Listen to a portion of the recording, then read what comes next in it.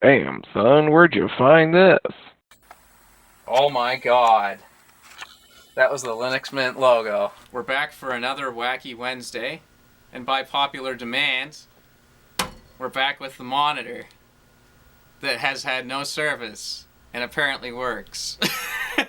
So now we're gonna see the service that it needs, that it always wanted, that it has lacked for 25 years probably.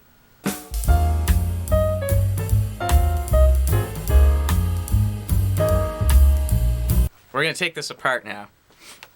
We're gonna start with the cover, obviously. Got your light?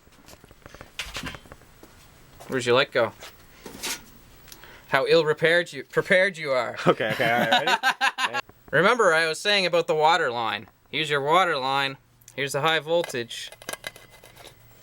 We're gonna get my pricky high voltage tool. And we're gonna find a ground point. Oh, here we go on the ground strap. We're gonna make sure this is actually discharged. Get in there. Sometimes they don't want it. Yeah, no, it's discharged. Just make sure that that's rounded. It looks like, look, you can even see there was a bit of water that got in there. See all that rust. That's gotta all be cleaned. Let's see, how hard is it to pull this part? Oh, there we go, this little connector there. It actually says, this is made by ELL Touch Systems.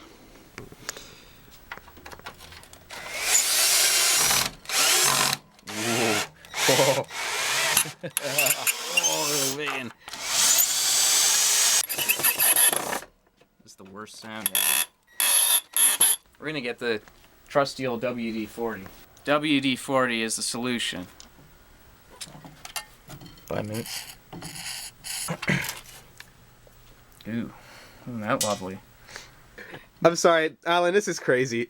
What we're doing I know, here, it's crazy. this is absolutely It's crazy. absolutely I crazy, can't take ain't it? this. I can't. We're doing this just for the content, you know? Like, the content matters.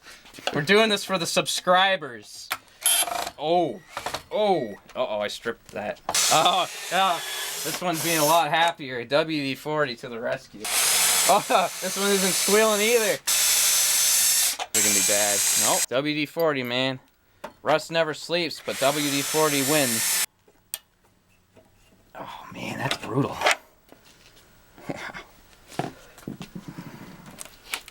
Oh.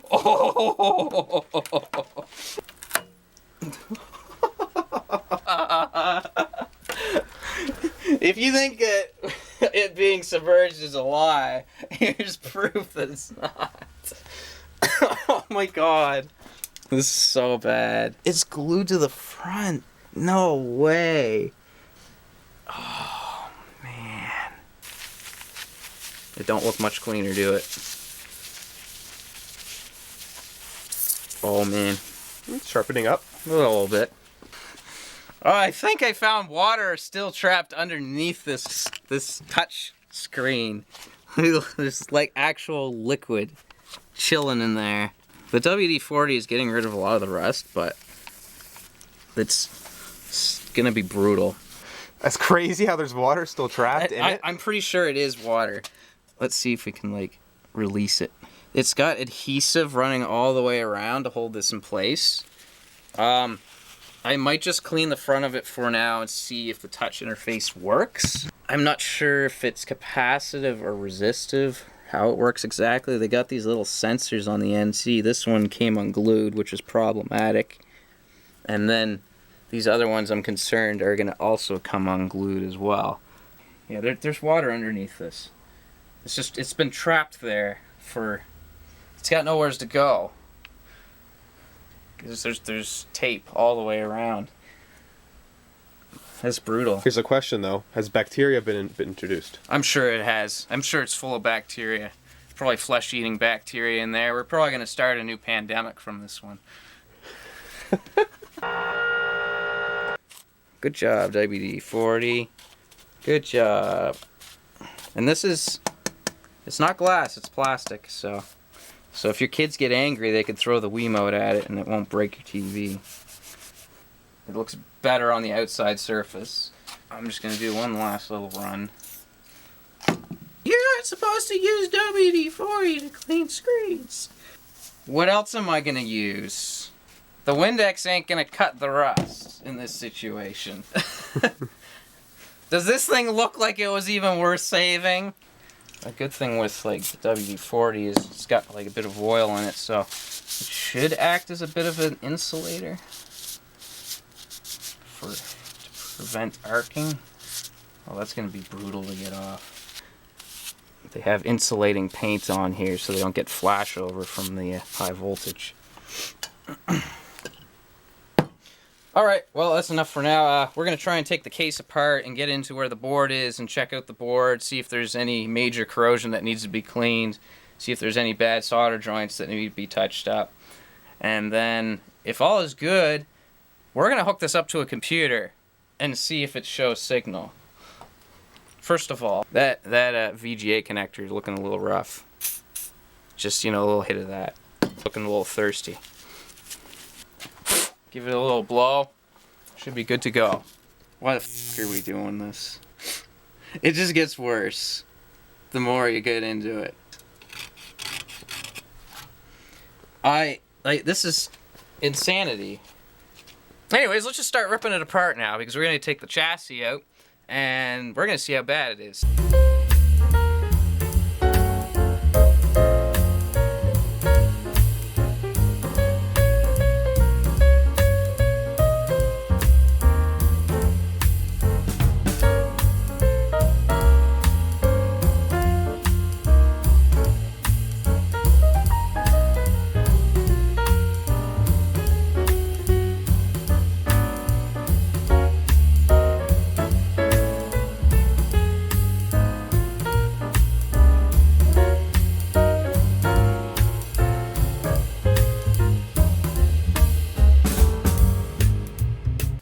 So this is where it gets interesting. You want a little piece of wood, a little stick, a little sticky stick. Oh, it smells so bad. It smells like outdoors. It smells like swamp. Oh my god. I mean, I was expecting worse, but I guess it couldn't be much worse than that, otherwise it wouldn't work at all. Oh, look at this. Ooh, look, got spider remnants. Oh my god. The soldering actually looks pretty good in this. This joint right here is on the horizontal deflection transistor. Oh, that connector there that I was reefing on is pretty bad. That's not good at all. When you're looking for bad solder joints, you'll see like a little ring around the base of the joint, and that's how you know there's a crack. This over here looks like it's buried in flux. The flux is discolored from the weather. This is actually not bad. It's not bad at all. I've seen way worse in boards that have not been out in the weather. Yeah, I'd say that's pretty much it for soldering that. This is the one that's had the most exposure to the elements.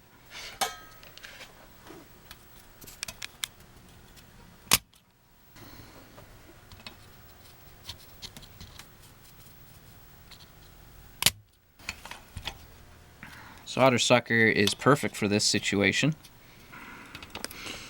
Come on.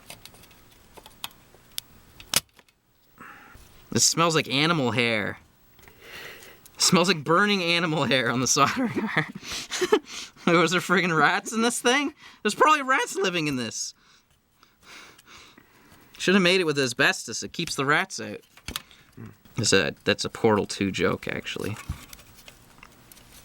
I don't know if you'd understand that, Isaac. That one might have went over my head a bit. Have you played Portal 2 before? Oh, I have, but I should be putting some more hours. You're putting in some more hours? Yeah. Yeah. The Science Center. You're gonna go work for the science team? This is aperture science, right? This is something aperture. This is a lab that they would have. This is probably a lab that they have, yeah. Except it would have sentries in the back that are, you know, that are staring at you the whole time, making sure you don't make a mistake. If you make a mistake, they'll put a full bullet in you, 100% bullet. 100% bullet. They shoot. Yes. You know they shoot the whole bullet, right? It's Yes. 75% more bullet if you shoot the whole bullet. Anyway, she still got. Oh, there she broke free. Finally, I was like, "There's no action." Wow, pull that back for me. Pull that back. Oh my god. Oh no, it was bug carcasses I smelled burning. Get me the brush. Okay, so we got this clean at a cost. My lungs. I'm gonna do just a little more. I feel like H3. I think his name was like Ethan. And he had the giant vape, and there's like a part scene of him where he's got the big vape box, and he just like had like a clip of him just. Vape Nation! Vape Nation! And it's like always what I feel like when I'm doing like cleaning something, and I start coughing because it's so toxic. So it was worthwhile taking this off because now we got rid of all the oxidation. There's a couple joints here. This solder joint right here has a nice little crack in it. Alright, so we're just going to start putting this all back together because I've done as much as I can. And I even put the shield back on here. I had to switch over to the trusty old Kester solder because the Rosencore solder was just performing way better for soldering these joints. The composition of the solder on this board is just so messed up from all the corrosion and weathering. Yeah, this is what they call no clean water washable flox solder made by Quick Chip or Chip Quick. Chip Quick. And it's just not doing the job. It's terrible compared to the Kester solder. Way cheaper. It's like half the price. But, you know, is it worth it? Probably not. I'll see you guys when we get this reassembled for the death trials.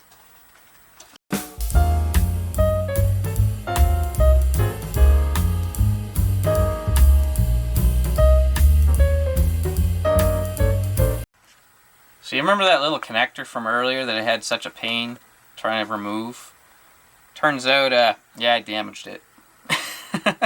So now we gotta do some botch wires. Yay!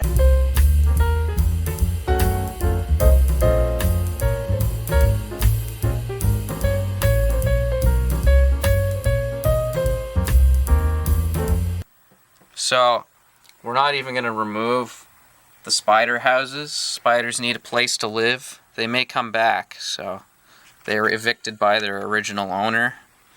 We're gonna welcome them back. They can live underneath the section with all the high voltage. And this over here, this right here is the connector we messed up. It's still wiggling, but it'll survive for now. We've got it all back together. It's not perfect. Our only goal now is to see that it still powers on, still shows no signal, and then we're gonna plug it into a computer and see if it actually shows signal. Sounds good. Sounds like a monitor. There we go. No signal is what we want to see. It still looks terrible, but this is not going to be easy to deal with. It'll have to be, you have to cut all around there with a knife to remove the double-sided tape, and then we have to clean it and then find new double-sided tape. Not a today's project. Turn the computer on. Let's see what we get. I hear cracklies.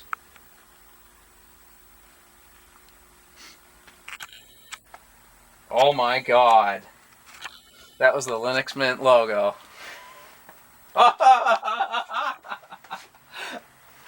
Oh, it looks so bad. But it's there. White looks white. It's a nice Nova Scotia photo right there. Yeah, color looks great. Like it just looks great.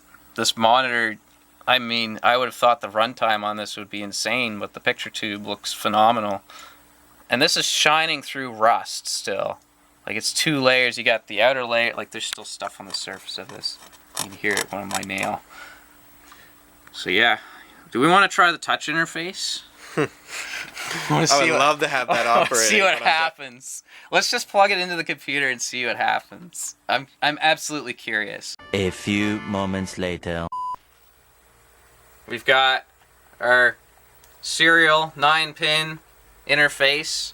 We're going to plug it into the back of this. We're going to go back to the 90s for a moment. Good old serial ball mouse. I had to dig deep to find this at home.